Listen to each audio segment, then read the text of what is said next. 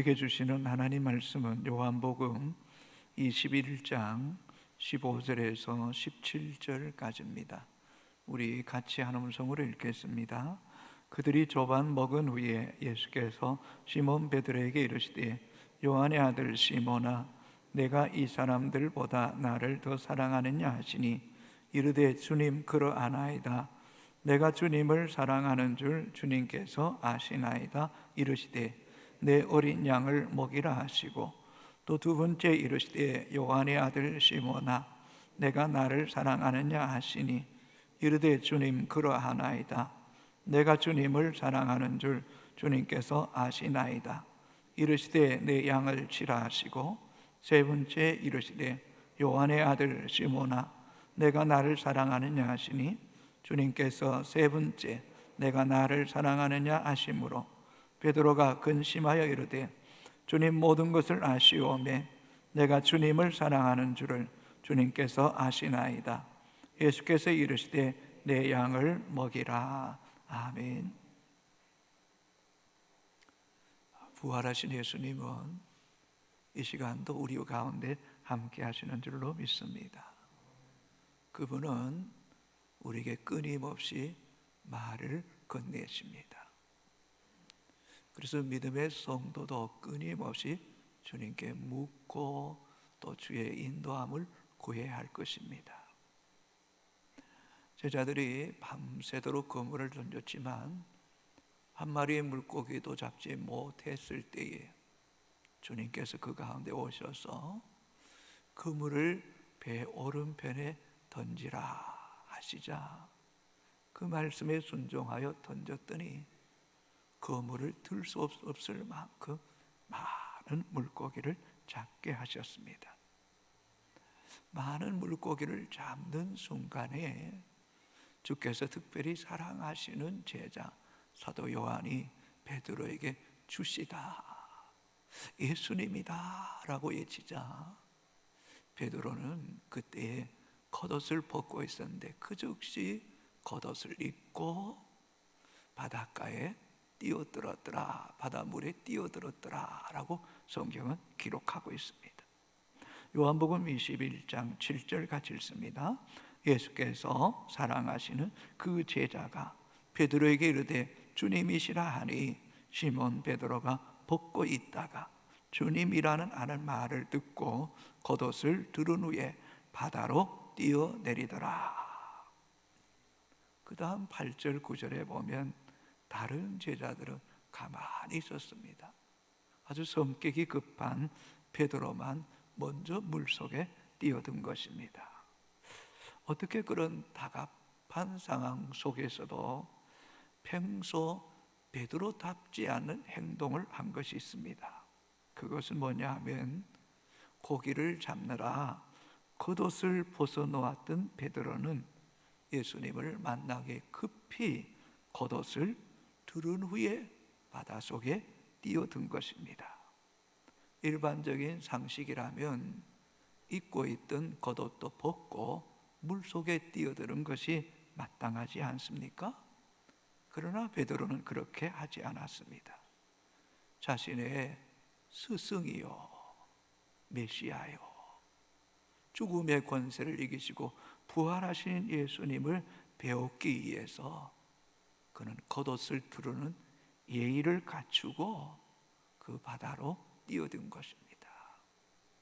좀 바다라는 표현이 그렇습니다만은 디베라호스는 워낙 커서 바다라고 말하기도 하지만 실제는 호수입니다. 베드로 사도가 누구에게서 이런 깍듯한 예의를 배웠을까요? 예수님에게서 배웠습니다. 요한복음 13장에 보면 예수님은 마지막으로 제자들과 최후 만찬을 하신 후에 제자들에게 발을 씻기시는 세족식을 거행하게 됩니다.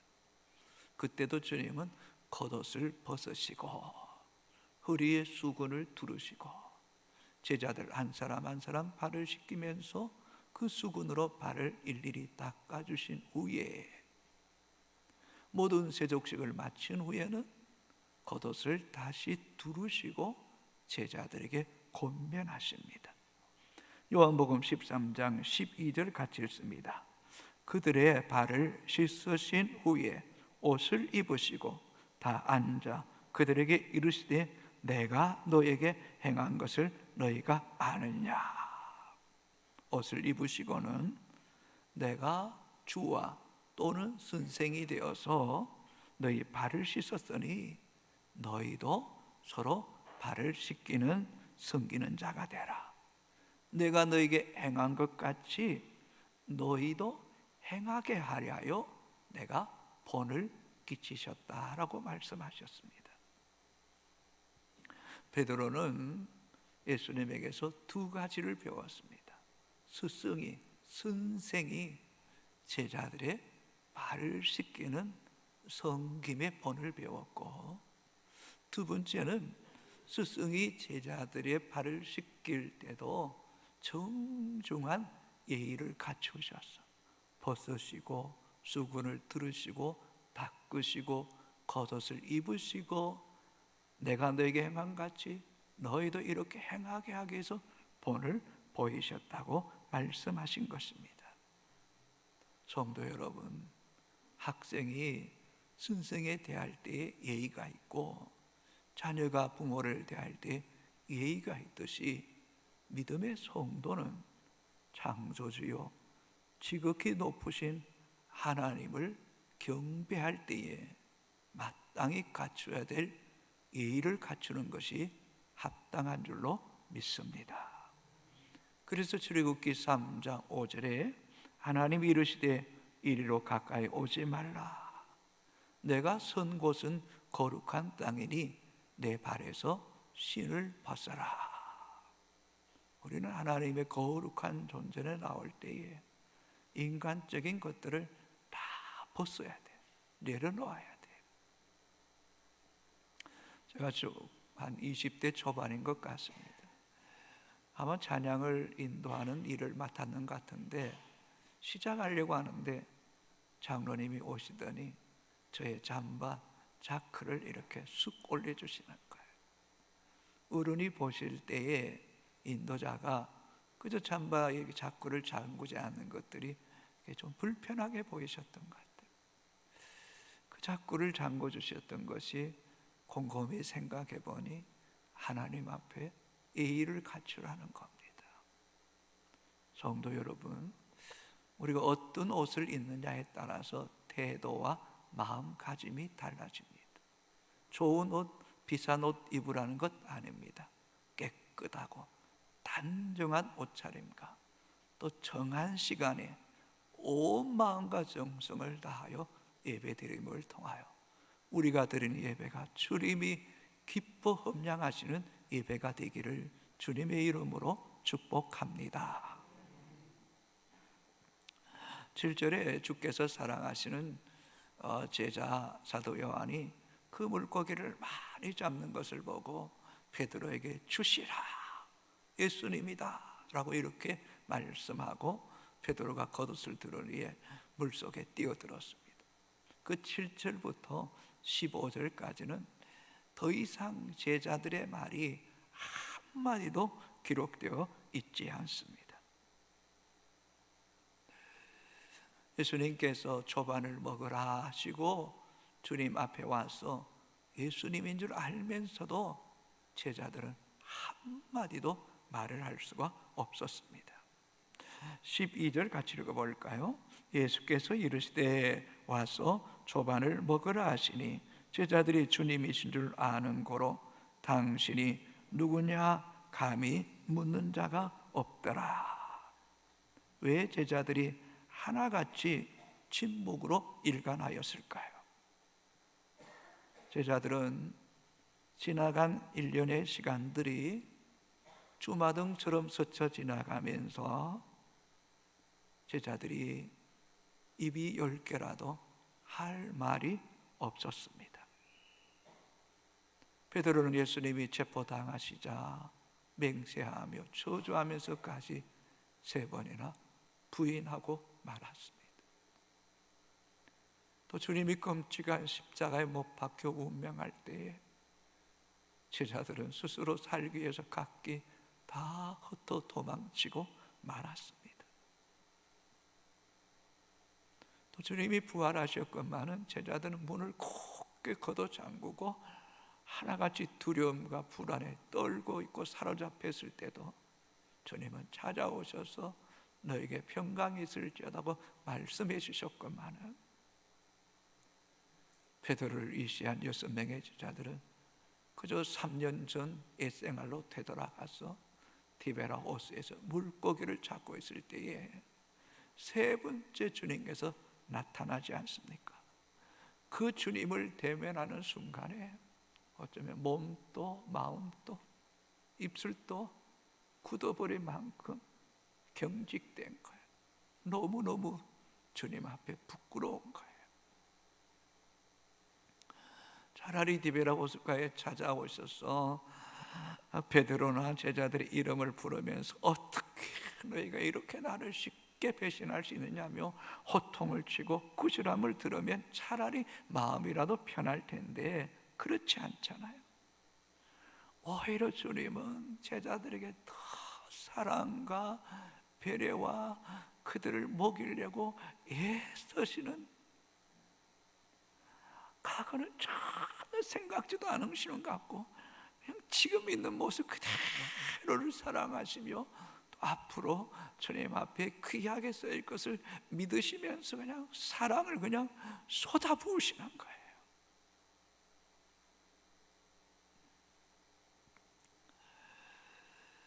주님 말씀에 순종하여 많은 물고기를 잡아서 호숫가에 도착해 보니 이미 예수님께서 손수 숯불을 피워서 그 위에 생선을 다 구워 놓으시고 또 준비해 놓습니다.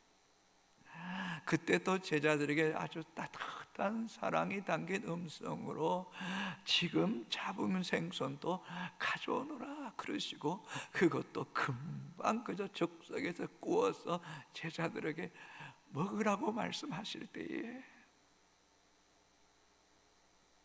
제자들은 주님의 얼굴을 볼 수가 없었던 거예요. 그래서 누구도 말을 건넬 수 없었던 겁니다. 한동안 침묵의 시간이 흘렀습니다. 이 침묵의 시간은 두 가지를 생각하게 됩니다. 첫째는 지나간 시간 속에 제자들이 했던 행동이 주님 앞에 너무너무 부끄러운 거예요. 자기를 돌아보고 자기를 성찰하면서 주님 앞에 했던 말과 자기들이 살았던 생활을 생각해 너무너무 부끄러워서 할 말이 없는 거예요. 그래서 그리스도인은 늘 주님 앞에서 자기를 살피는 자기 성찰과 함께 십자가 앞에 회개하며 용서받기를 힘써야 됩니다. 두 번째는 그리스도인은 너무 말을 많이 하면 안 돼. 할 수 있으면 그저 세상의 소리도 좀 적당히 듣고 내면의 소리도 조금 내려놓고 고요함과 침묵 속에서 주님이 내게 들려주시는 음성 듣기 위해서라도 침묵하는 훈련이 필요합니다. 디베라호스의 어둠이 물러가고 새벽이 오면서 날이 밝아지면서 그저 제자들과 주님이 식사하지만 고요함과 적막함이 점점 더 깊어가는 그 시간에 주님이 그 고요함을 깨뜨리는 말씀을 드디어 말합니다. 뭐라고 말합니까? 15절입니다. 그들이 조반 다 먹은 후에 예수께서 시몬 베드로에게 이르시되 요한의 아들 시몬아 네가 이 사람들보다 나를 더 사랑하느냐 하시니, 사랑 많으신 주님은 베드로를 책망하지 않습니다. 비판하지 않습니다. 훈계하지도 않습니다. 그런 말은 한마디도 언급하지 않습니다. 1절 말하지 않습니다. 다만 요한의 아들 시몬아 네가 이 사람들보다 나를 더 사랑하느냐라고 묻고 계십니다. 똑같은 질문을 3번이나 반복해서 물으셨습니다. 성도 여러분, 누군가가 실수하거나 큰 잘못을 범하였을 때 어떻게 반응합니까? 처음에는 부드럽게 권면하고 훈계합니까? 그 다음에도 잘못되면 매를 들고 규제를 가합니까? 그 다음에도 안 되면 너는 내 자식이 아니라고, 넌 내하고는 절교하자 등을 돌립니까? 여러분, 그렇게 하면 사람이 변합니까? 어때? 갔다 온 사람들 보세요. 그 갔다 오면 사람이 변하나요? 그렇지 않더라고요. 우리는 예수님에게서 답을 찾아야 됩니다. 실수하고 또 큰 문제가 있는 사람일수록 있는 그대로 사랑해 주는 겁니다. 오히려 더 많이 사랑해 주는 겁니다. 사랑에도 문제가 있다면 우리의 사랑이 아직도 그의 영혼의 진정으로 느껴지지 못했기 때문일 수 있습니다. 오히려 실수한 사람일수록 작아지고 이축되고 스스로 움츠려야 되는데 거기다 책망까지 하면 자포자기하게 되는 거잖아요. 그래서 믿음의 성도는 실수하거나 잘못한 사람의 과거를 묻지 말아야 돼요. 있는 그대로를 사랑해 줘야 되는 거. 주님이 그러고 있잖아요.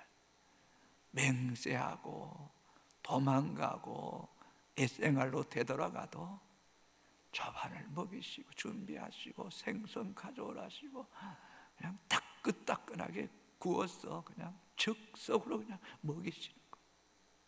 그게 주님이세요. 어쩌면 제자들의 모습이 우리의 모습 아닙니까? 주님 사랑합니다고 말하면서도 그저 물질 앞에 세상 앞에 부인하고 도망가고 애생활이 좋아서 그냥 한번 빠져들면 헤어나오지 못할 그때도 주님은 아무런 말도 없이 또 찾아오시고 또 품어주시고 어떤 조건도 어떤 보상도 내가 어떻게 키웠는데 네가 어떻게 내가 헌신했는데 말씀도 하지 않으시고 있는 그대로 품어주시면서 사랑한다. 네가 이 사람들보다 나를 더 사랑하느냐 묻고 계시잖아요. 이 사랑이 로마서 5장 5절에 보면 하나님의 사랑이 우리에게 부음받았다 그러죠.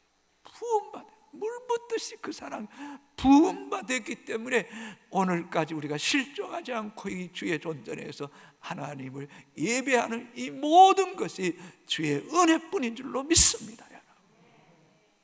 그렇다면 이 사랑을 받은 우리가 어떻게 해야 되겠냐는 거예요. 그래서 주님은 원수도 사랑하라 라고 말씀하시잖아요.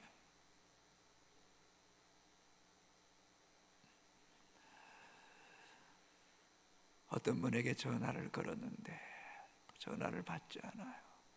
입원했다가 퇴원했는데 또 그냥 몸이 그냥 마시고 그런 거예요.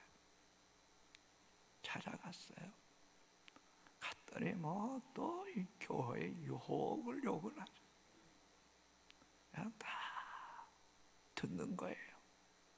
뭐 할 말이 있나요? 말한들 무슨 의미가 있나요? 엉망이길래 그냥 이렇게 담아서 분리수거하고 버리고 왔어.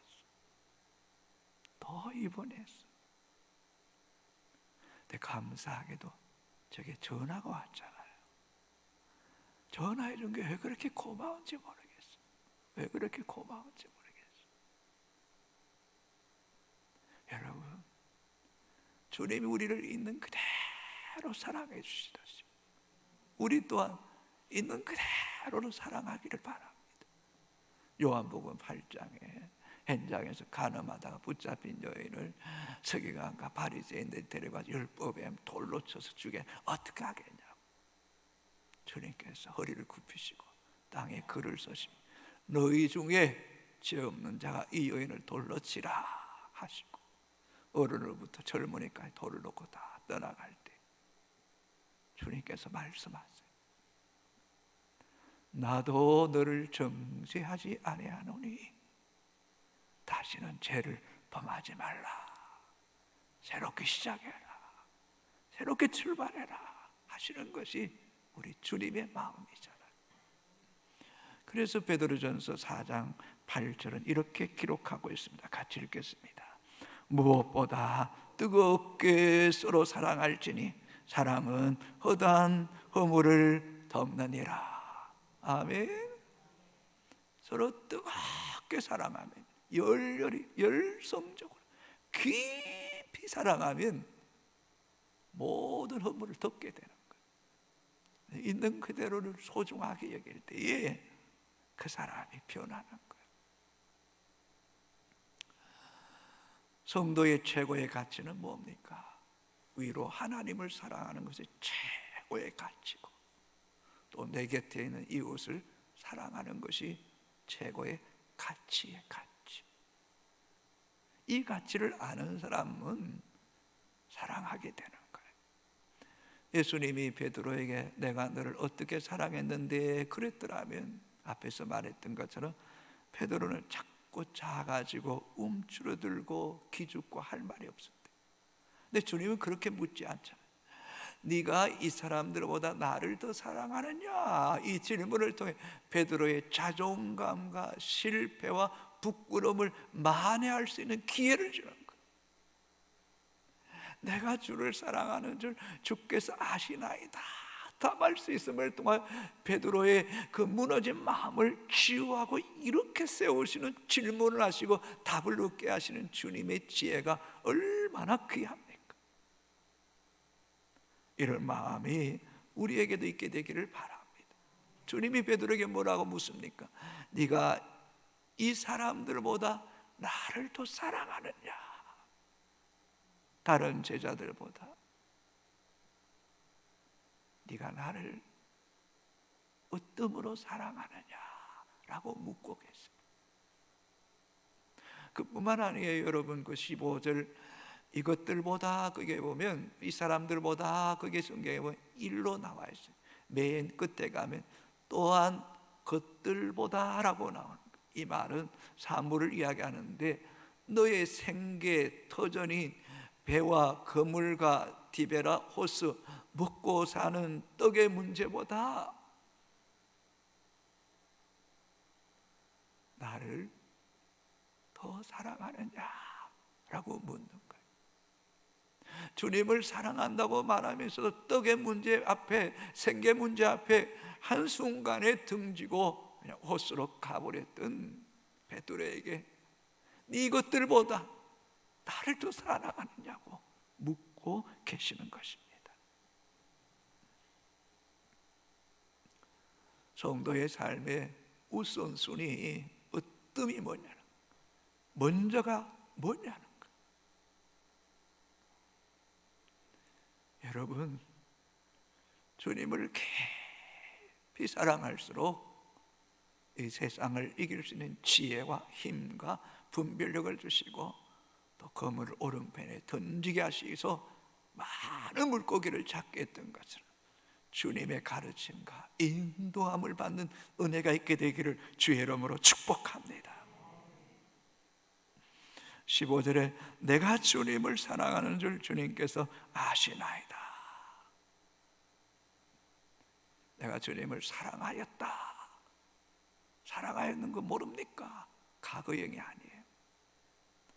내가 주님을 사랑하는 줄 주님께서 아시나이다. 지금 현재.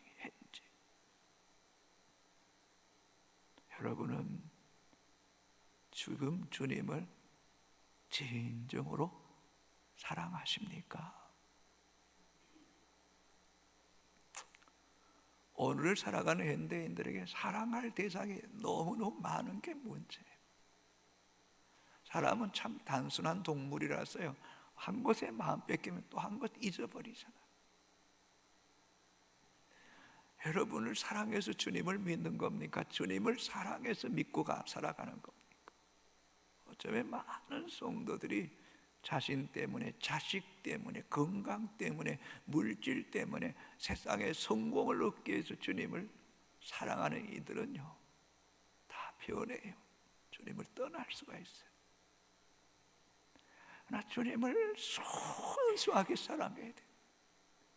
나를 위해 이 땅에 오시고, 나를 위해 죽으시고, 나를 위해 사시고, 내 안에 계시고, 나를 인도하시고, 여기까지 도우시고, 청량할 수 없는 은혜를 주신 그 사랑에 감격하여 내가 이 사람들보다, 또한 이것들보다 주를 더 사랑하나이다 고백하는 우리 효성의 가족들이 되기를 주 이름으로 축복합니다. 교회학자 레너드 스위트는 이런 말이에요. 기독교는 무엇인가? 예수 그리스도다. 기독교는 예수 그리스도다. 그분을 얼마나 사랑하는가가 이것으로 신앙이 판가름된다. 그 이상도 그 이하도 아니다. 그러면서 현대교회가 앓고 있는 가장 심각한 병은 예수 사랑 결핍증에 살아가는 거다.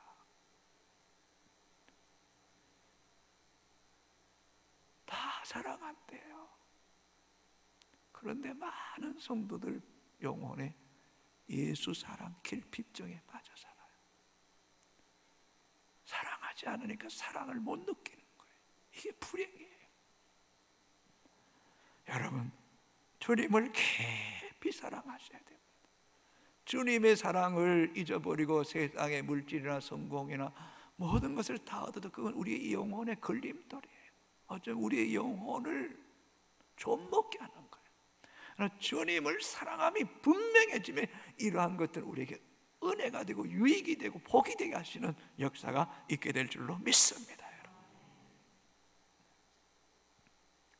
성도 여러분, 주님을 사랑하는데 최고의 가치와 목적을 둬야 됩니다. 자식도 아니에요. 우리 본인도 아무것도 아니에요. 다 뒷거리잖아요. 물질도 지난주 오후에 말씀했잖아요. 인생의 종말과 연한을 알게 하시고 나의 약함을 알게 하소서. 그저 인생의 한 뼘 길이 같지만 없는 것 같고 든든히 선 것 같지만 그것도 다 헛사잖아. 헛사. 주를 사랑하는 그건 영원한 거예요. 교회의 성도들 가운데도 직분도 소중하고 여러분 맡은 일도 소중하지만은 그것보다 주님을 더 사랑해야 돼요. 아멘입니까 여러분? 주님을 더 사랑해야 돼요. 목사나 교회 중직자들도 교회를 사랑하는 것 그것보다 주님을 더 사랑해야 돼요. 교회의 머리가 주님이잖아요. 주님이잖아요. 주님이 교회 가운데 임재와 풍성한 기름 부으심이 있어야 우리 영혼이 살아나는 거, 영혼이 살아나는 거잖아요. 그러므로 믿음의 성도는 주를 사랑해야 될 줄로 믿습니다. 여러분, 주님 안에 주님 말씀 안에 거할 때 우리의 영혼이 살아나는 역사가 있게 될 줄로 믿습니다. 그래서 요한의 아들 시몬아, 네가 이 사람들보다 또한 이런 것들보다 나를 더 사랑하냐고 물을 때에 정말 내가 주를 사랑하나이다, 주께서 하시나이다는 이 고백이 우리의 고백이 되기를 바랍니다. 그래서 복음성가 가운데 이런 찬양이 있잖아요. 예수 사랑합니다. 사랑합니다. 온 마음 다하여 오직 주님 한 분만 사랑합니다. 넘쳐나네. 넘쳐나네. 주를 향한 내 속의 갈망이 주님께로 날 이끌어 주소서. 주님을 더 원합니다. 이 고백이 우리 영혼에 부끄러움이 없는 고백이 되기를 바랍니다. 주님은 3번이나 네가 이것들보다 나를 더 사랑하느냐 물으시고 3번이나 내가 주를 사랑하는 줄 주께서 아시나이다 답하게 하셨어요.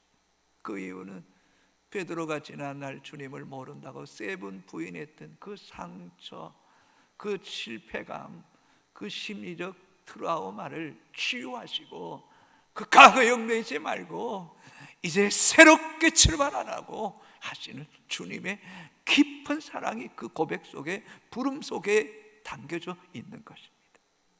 그리고 고백한 베드로에게 3번이나 동일한 말씀하죠.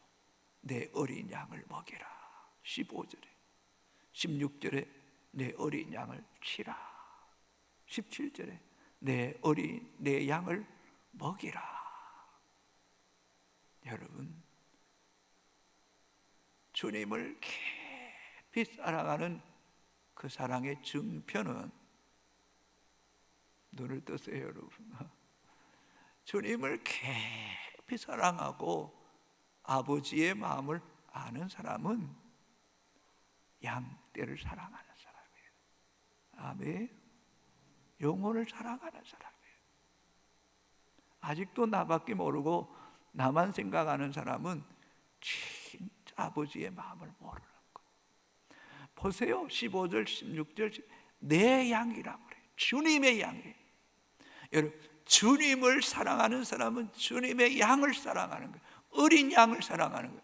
두 번째 양을 치라는 거, 아직도 자랐지만 성숙하지 못한 양을 돌보고 가르치고 치라는 거예요. 또 성숙한 양도 먹이라는 거예요. 차별 없이 모든 영혼을 사랑하고 돌보라는 거예요. 돌보라는 거예요. 이 땅에 영적인 양식을 공급받을 필요가 없는 사람은 아무도 없습니다. 사랑에 필요가 없는 사람도 아무도 없습니다. 다 사랑받고 싶고, 다 위로받고 싶고, 다 격려받고 싶고, 다 신령한 꼴을 먹어야 살아가기에 영혼을 사랑하는 것, 그것이 주님을 사랑하는 거예요. 왜냐하면 아버지의 눈이, 아버지의 손길이 잃어버린 영혼 속에 있기 때문에. 그래서 하나님을 사랑하면 성령께서 내 양을 사랑해. 내 양이다, 내 양. 그 영혼 사랑하는 것이 나를 사랑하는 것이다 라고 말씀하는 거예요.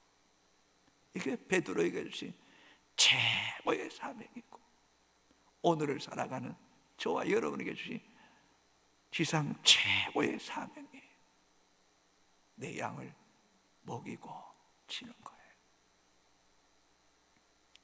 더러움이란 자기 자리에서 떠난 것이다 라는 그런 말이 있어요. 더러움이란 자기 자리에서 떠난 것이다. 여러분, 물고기가 물속에서 뭐 이렇게 놀 때 아름답잖아요. 그 물고기를 침대 위에 툭 던져 놔보세요. 그 비린내 나고 죽으면 그거 뭐 골치 아픈 거잖아요. 그 더러운 거예요. 물고기 물속에서 아름다워. 흙이 농가밭에 있을 때는 그게 아주 유용하고 보배로운 거죠. 그러나 그 흙이 그저 안방이나 거실이나 주방에 널려져 있다 생각해 보세요. 그 더러운 거예요. 주의 백성들이 있어야 할 자리에 있으면서 아버지께서 분부하신 그 사명을 잘 감당하는 게 그렇게 아름다운 거예요. 아름다운 거예요. 목사가 그저 목양 일념하는 게 그게 아름다운 거예요. 성도가 이것들보다, 이 사람들보다 가장 주님을 사랑하고 내 양을 먹이는 게 아름다운 게 아름다운 거. 세계적인 물리학자 아인슈타인이 이스라엘 국회에서 당신이 대통령이 되어줬으면 좋겠다라고 요청했더니 아니라고. 대통령 될 사람은 많지만은 물리학도를 가르칠 사람은 그리 많지 않다고. 다른 사람 알아고, 다른 사람 알아고. 이 땅에 대통령도 있고 장차관도 있고 석박사기도 많지만 가난하고 병들고 소외되고 아픈 영혼을 돌볼 사람은 없어요. 그 사명을 오늘 저와 여러분에게 주신 거예요. 이게 얼마나 귀한지 모릅니다. 오스왈드 챔플스라는 사람이 쓴 책 가운데 주님은 나의 최고봉이라는 그 책에 이 말씀에 대해서 요한의 아들 시몬아, 네가 이 사람들보다 나를 더 사랑하느냐? 주께서 아시나이다. 내 어린 양을 먹이라. 그럴 때에 이 말씀에 대해서 너의 가진 모든 것들을 여기에 쏟아부어라, 소모하라 라는 그런 말씀이 해석한 거예요. 너무 이기적이나요? 자기밖에 모르는 것 같아 하나님이요? 아니요. 그렇게 사랑할수록 사랑이 에너지예요. 사랑이 힘이에요. 사랑이 사람을 움직이는 거예요. 그 사랑 안에 있을 때 주님이 세상을 이길 수 있는 힘도 능력도 지혜도 때를 따라 우리에게 말씀해 주시는 놀라운 은혜 가운데 가는 역사가 있게 될 줄로 믿습니다. 그래서 이런 성도는 교회 안에 한 영혼을 자꾸 품고 돌아보고, 이웃의 한 가정을 품고 돌아보고, 지역을 품고, 그저 외국 노동자들이든지 또 이렇게 외국에서 온 시집온 자매들이든지 또 북녘 땅이든지 미얀마 사태라든지 이런 선교사들을 자꾸 품고, 전 세계 코로나19로 인해 고통받는 사람들에서 자꾸 기도하는 것은 아버지의 사랑을 우리에게 부어주신 거예요. 우리 안에 아버지께서 역사하시고 있는 거예요. 그 아버지 안에 더 깊이 들어감을 통하여 여러분을 통하여 주님의 마음을 시원케 해드리는, 주님의 마음을 기쁘게 해드리는 이 시대에 베드로와 같은 사명을 감당하는 효성의 가족들이 되기를 주님의 이름으로 축복합니다. 축복합니다. 우리 다 같이 일어나 찬양하시겠습니다.